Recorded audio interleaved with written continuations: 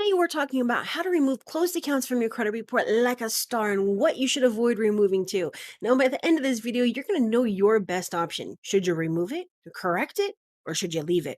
Now, keep in mind, a closed account doesn't mean it's negative by default. A negative account includes at least a 30-day late payment or a statement like reported as lost or stolen by consumer.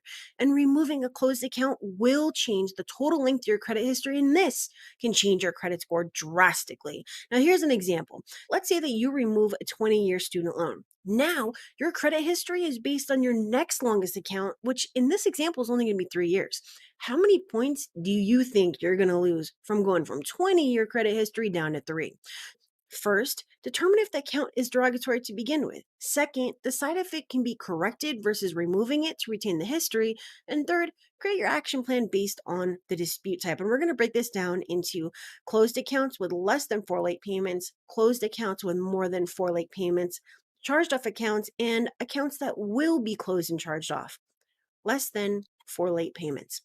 Now, you can remove the late payments to have a report as paid, never late. And it's like magic because it's possible because the only way to legally verify a late payment is for them, the creditor, to furnish a bank statement proving when your payment was or was not accepted into their account. Do you really think they're going to do that? Obviously not.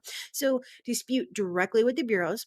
Choose the oldest late payment and put the burden of proof on the bureaus by saying you are not late on whatever that date is. Remove this late payment history for inaccuracy. Okay. Now, you're disputing one thing to remove multiple.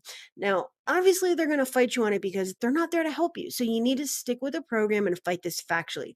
Choose the next date and do the same thing. And then, of course, you can go after them for various violations like notice of dispute, date last reported, etc., and use it to get your corrections. So, a side note on student loans, you can find more information specifically for these linked in the description because they have a different process and follow up entirely, more than 4 late payments. So, unless you want to spend years of your life trying to go after each and every late payment individually, you're going to have to decide if it's best to leave the account and overshadow it with positive credit or delete it.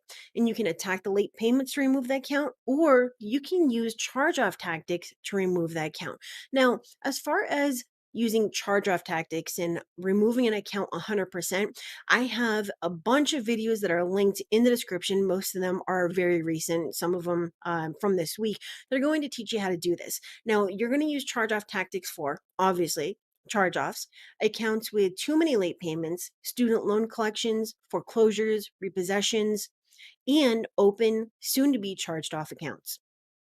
Now, because there's no way to correct an account like that, you can dispute it using any factual tactic that goes after a deletion. So, an example would be if you're late on an auto loan, you're not going to pay it and it's going to be repoed, you can use a charge off tactic to remove it entirely from your credit report.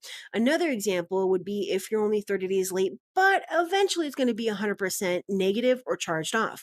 Waiting for it to get to that point is just a waste of time and you should start disputing it now. So, your takeaway from this is very simple. Closed is not negative by default and shouldn't be removed unless it's included in bankruptcy, lost or stolen, or has more than 4 late payments. And you want to try to keep the account on your credit report for the history. So if there's less than 4 late payments, update it to make it look like you had never paid late. Now, if you do need to remove an account, use the tactics I've given you in the linked videos, this video, and the free resources at hub.my740.com. But if this is just something that you don't want to do, schedule your free discovery call with me at my740.com for a credit sweep, and I will see if I can help you. It's really as simple as that.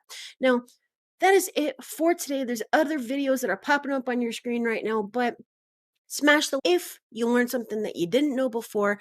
Leave me a comment and let me know what else you want to see in a next video. And happy Father's Day if it applies to you, and have a wonderful rest of your weekend.